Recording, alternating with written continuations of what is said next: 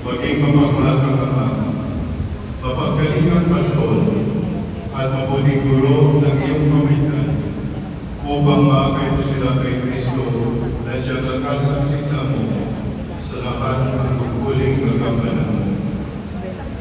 Sa harap ng bayan ng Diyos, ngayon bigkasin mo ang pagpapahayag ng pananampalataya.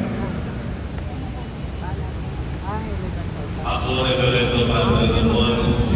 Lazaro Lituanan, at bayang matibay na pananampalataya ay sumasampalataya ang tinatanggap ng bawat isa at lahat ng nasa simbolo at pananampalataya gaya ng sumusunod. Sumasampalataya ako sa iisang Diyos ang mga kapangyarihan sa lahat na may gawa ng langit at lupa, ng lahat na nakikita at di nakikita. Sumasampalataya ako sa iisang Panginoon Jesucristo, bugtong na anak ng Diyos. Nagmula sa Ama bago pa nagsimula ang panahon. Diyos buhat sa Diyos, liwanag buhat sa liwanag. Diyos na totoo buhat sa Diyos na totoo. Inianak, hindi inikha. Kaysa sa pagka-Diyos sa Ama, sa pamamagitan niya